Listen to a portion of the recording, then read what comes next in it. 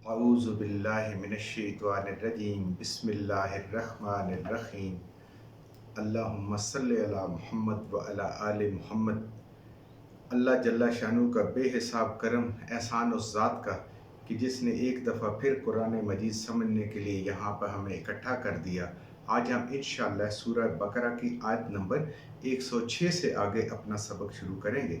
اعوذ باللہ من الشیطان الرجیم بسم اللہ الرحمن الرحیم۔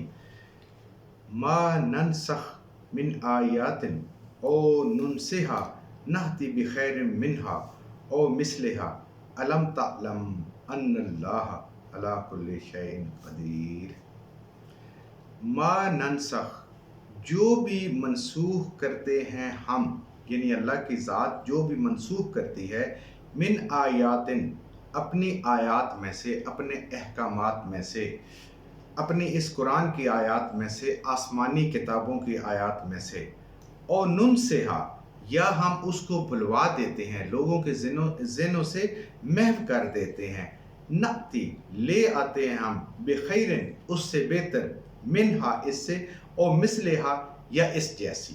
اللہ کی ذات فرما رہی ہے یہ آسمانی کتابیں، یہ قرآن، یہ اللہ کی کتابیں ہیں۔ اللہ ان میں سے جن آیات کو چاہے ان کو منسوخ کرے، جن کو چاہے ان کو تبدیل کرے، اور جن کو چاہے اللہ کی ذات لوگوں کے ذہنوں سے بھلوا دے۔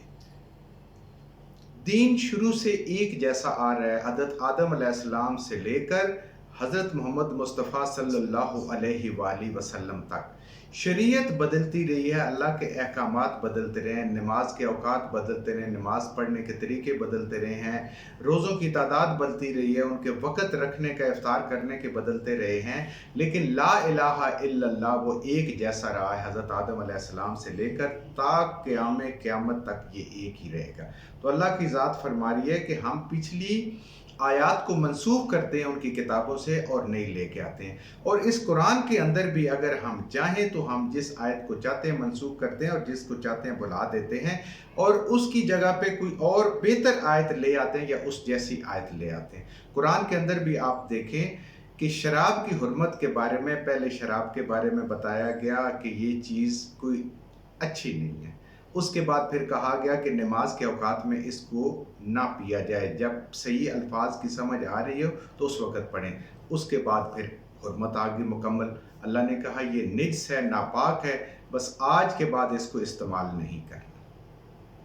تو یہ وہ طریقہ کار ہے جو اللہ کی ذات جس حکم کے لیے چاہے کر سکتی ہے، کیونکہ اللہ کی ذات آگے خود فرما رہی ہے الم تعلم، کیا اے انسان تو نہیں جانتا، ان اللہ، یہ کہ اللہ علی کل شیء قدیر، اللہ ہر چیز پہ قادر ہے، اللہ جو چاہے کرے، اس کو کوئی پوچھنے والا نہیں ہے۔ تو یہ بھی اللہ کی مرضی ہے، اور شاید کچھ لوگوں کے اس میں امتحان بھی ہو جائے کہ انہیں سمجھ ہی نہ آئے کہ یہ ایسا کیوں ہوا اور کیوں نہیں ہوا، جیسا کہ یہود نے اعتراض بھی کیا تھا بنی اسرائیل نے کہ یہ دیکھیں یہ کیسا کلام ہے اللہ کا کہ اللہ جب چاہے اس کو تبدیل کر دیتا ہے اپنے حکموں کو۔ اللہ کہتے ہیں ان اللہ علی کل شیء قدیر، میں تو ہر چیز پہ قادر ہوں، میں ہر چیز سے اوپر ہوں، ہر چیز میرے قبضہ قدرت میں جو چاہوں کروں، اس کو کوئی پوچھنے والا نہیں۔ اور بالکل یہ حقیقت ہے۔ الم تعلم، کیا نہیں جانا آپ نے، ان اللہ، بے شک اللہ، لہو ملک السماوات والارض، اللہ ہر چیز پہ قادر ہے، اور اللہ ہی کی ہی بادشاہی ہے تمام آسمانوں میں اور زمین پر، اللہ کی بادشاہی ہے، اللہ کا حکم چلتا ہے، اللہ جو چاہے کرے۔ وما لکم، اور نہیں ہے تمہارے لیے، من دون اللہ، اللہ کے علاوہ کوئی، من ولی ولا نصیر، نہ کوئی دوست اور نہ ہی کوئی مددگار، کسی بھی انسان کا، کسی بھی مخلوق کا، خواہ وہ نبی ہیں، خواہ وہ اللہ کے ولی ہیں، یا کوئی بھی ہے انسان ہے، اللہ کی ذات فرما رہی ہے کہ پوری کی پوری بادشاہی آسمانوں اور زمین میں وہ اللہ کی ہے، اور اللہ کے علاوہ کوئی کسی کا دوست نہیں ہے۔ سب سے بہترین دوست، ولی کہتے ہیں دوست کو، یہ اللہ کے لیے بھی استعمال ہوتا ہے، اللہ کے نبی کے لیے بھی استعمال ہوتا ہے، اللہ کے نیک بندوں کے لیے بھی استعمال ہوتا ہے۔ اللہ کی ذات اسی قرآن میں آگے بتائے گی کہ جو ولی ہوتے ہیں، جو دوست ہوتے ہیں، نیک لوگ، وہ آپس میں دوست ہوتے ہیں۔ جبریل امین بھی جو ہے وہ بھی دوست ہیں ایمان والوں کے اور انبیاء کے۔ تو اللہ کے سوا کوئی دوست نہیں، کسی کا کوئی غمخوار نہیں، کوئی مددگار نہیں، اور اللہ کی ذات کے علاوہ کوئی اور مدد کرنے والا نہیں۔ اس دنیا میں بھی مدد کرنے والی صرف اللہ کی ذات ایک اکیلی، اور آخرت میں بھی مدد کرنے والی ایک اللہ کی اکیلی ذات، اور اللہ کے اذن سے شفاعت نصیب ہوگی نبی کریم صلی اللہ علیہ وآلہ وسلم کی، اور باقی بھی جو شفاعت کرنے کی جن کو اذن ملے گا وہ اللہ کے حکم سے ملے گا، کسی کی اپنی مرضی سے نہیں ملے گا۔ ام تریدونا، کیا تم چاہتے ہو، ان تسألو، یہ کہ تم سوال کرو، رسولکم، اپنے رسول صلی اللہ علیہ وآلہ وسلم سے، کما، جیسا کہ سئلا، سوال کیے گئے، موسیٰ علیہ السلام، من قبل، اس سے پہلے۔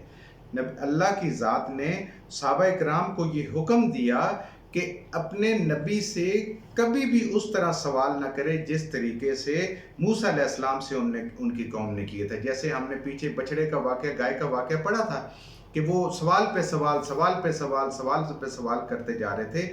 اللہ یہ حکم دے رہے ہیں، اور اس میں کیا ہوتا ہے، پھر مشکل ہو جاتی ہے، بڑھتی جاتی ہے مشکل، پابندیاں لگتی جاتی ہیں۔ جو نبی کریم صلی اللہ علیہ وآلہ وسلم کی مبارک ذات فرما رہی ہے اس کو اسی طریقے سے اپنے اوپر لاگو کر لے، اللہ کو بھی قبول ہوگا اور نبی صلی اللہ علیہ وآلہ وسلم کو بھی پسند آئے گا۔ سوال کر کے قرید کے اس نبی کریم صلی اللہ علیہ وسلم نے بھی منع فرمایا، اور اللہ نے بھی اس بات سے منع فرمایا کہ یہ اچھے لوگوں کا کام نہیں ہے، یہ اللہ نے ان کے کام کو ناپسندیدہ قرار دیا۔ بس جیسے حکم آیا، جو سمجھ آئی، جس کا جو فہم تھا اس کے مطابق اس پہ عمل کرے۔ اور آج بھی ایسے ہی ہے کہ قرآن کو سمجھیں، قرآن کو پڑھیں، اور جتنا اللہ نے فہم عقل عطا فرمائی ہے اس کے مطابق اس پہ عمل شروع کر دیں۔ فَمَن يَتَبَدَّلِ، اور جو کوئی بدل لے گا، الکفر، کفر کو، بالایمان، ایمان کے ساتھ، فقط ضل سواء السبیل، تو بے شک یقیناً وہ راہ حق سے بھٹک گیا، وہ راہ ہدایت سے بھٹک گیا۔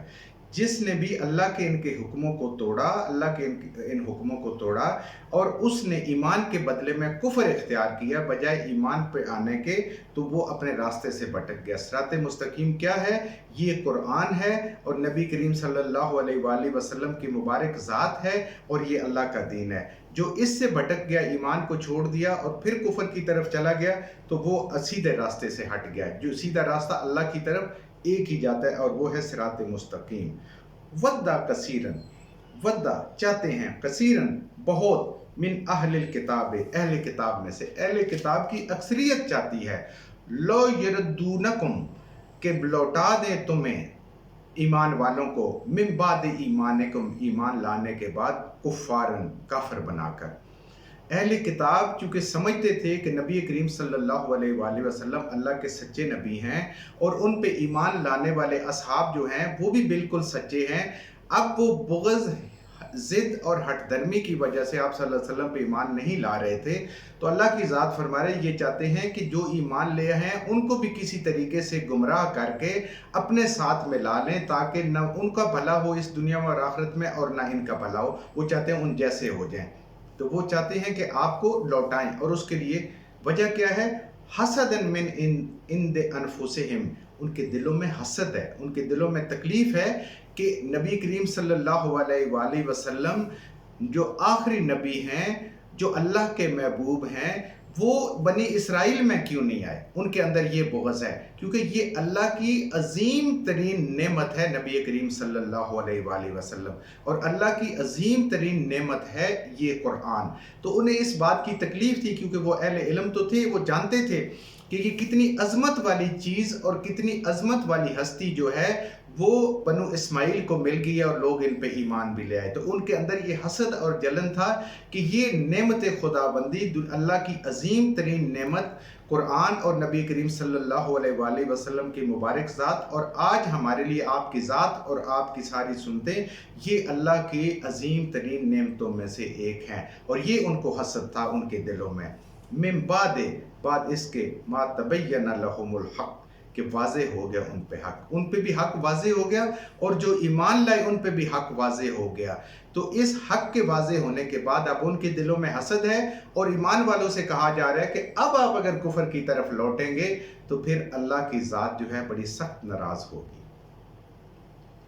فافو، تو بس آپ معاف کر دیں، وصفہو، اور ایسے لوگوں سے درگزر کریں، हत्ता यअती अल्लाहु बिअम्रिह, यहाँ तक कि अल्लाह का कोई हुक्म आ जाए, जो अल्लाह का हुक्म करे। अब यहाँ पे ईमान वालों से और नबी करीम सल्लल्लाहु अलैहि वसल्लम से अल्लाह की ज़ात फरमा रही है कि ये हसद और बुग़्ज़ में पूरी कोशिश कर रहे हैं कि ईमान वाले ईमान से हट जाएं और वो दोबारा कुफर पे आ जाए।